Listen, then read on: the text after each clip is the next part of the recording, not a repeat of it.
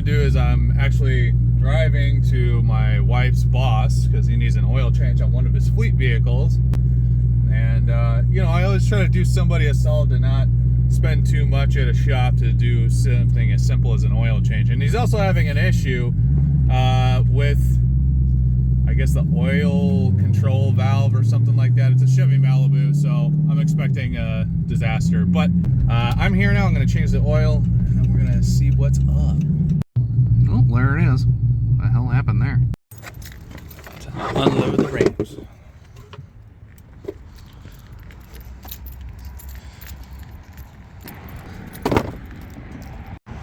All right, now we got this puppy up on ramps. It's a 1.5 liter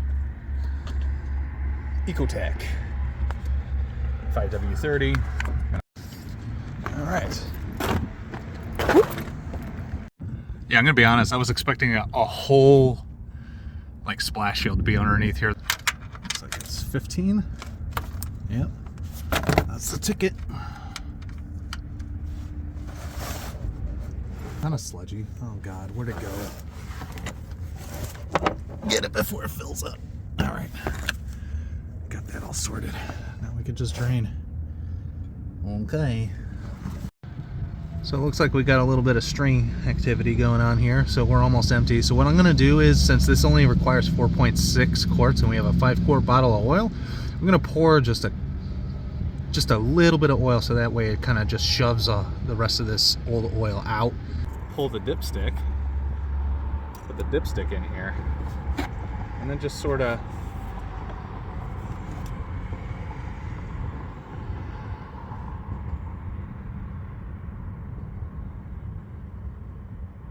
of course we're going to remove this, but my hand's not really working too well, so I'm just going to use some pliers. Yeah, wow, what a piece of crap. I hate it when shops just seems like they torque it down. It's ridiculous. Just hand tighten the filter, guys. Get my finger in that one over here. Yeah. Put that sucker right on there. Find the thread. There we go. And what we do is we wipe it off like a gentleman.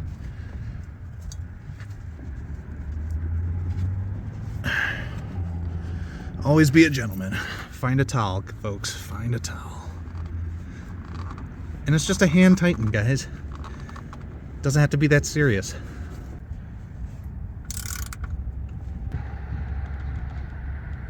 At least to like hover it with one hand and then pour with the other.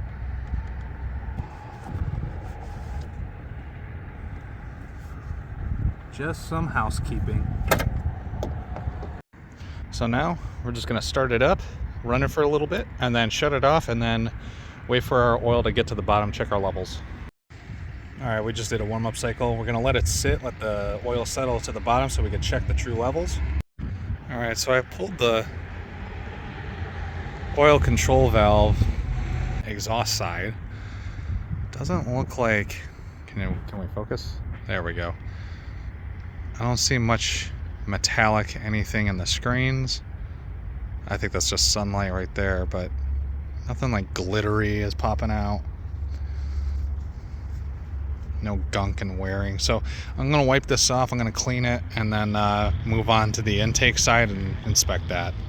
All right, exhaust side is out. I'm gonna work on the intake side now, see what's happening. All right, intake side is out. Not seeing much of anything. No metallic stuff. Nothing, no glitter. Alright, got it on there nice and tight. I did notice that when I removed the bolt, there was kind of a slight gap there, so that could possibly be the issue. But we'll see. Alright, now we got our intake side. Let's see. Bolt is on this side, so I want to carefully, almost like you're putting in a camshaft. You don't want to damage it when you're putting it in. Boom, boom. All right, so we're still getting the code P0014. So what we're going to do is we're going to clear the codes, and hopefully clearing the codes is going to take care of it and it doesn't pop back up. If it does pop back up, we know that there is a more serious issue present here. Code's clear. If it pops back up, we have a more serious problem. What I did notice is that those oil control valves were recent, as you saw in the video. So I spoke with my wife's boss. He was telling me, hey, listen, it's warranted. That car is still at 50,000 miles, believe it or not. I recommended him to go and get it taken care of and get it warranted out, because it's gonna cost a little bit more time, effort, and money to figure out this problem. And worst case scenario, it's a timing problem, right? Timing chain, or maybe the phaser gear is kind of like knocked out of place somewhere. But there's no point in, you know, me asking him, hey, I'll do it for, it doesn't matter what I'll do it for, because his will be covered on warranty and he'll be paying nothing because he already invested in that warranty. So there's no point in me to continue to trouble. Holy crap. There's a spider in my car. Why? That's a scary looking one. Sorry, little guy.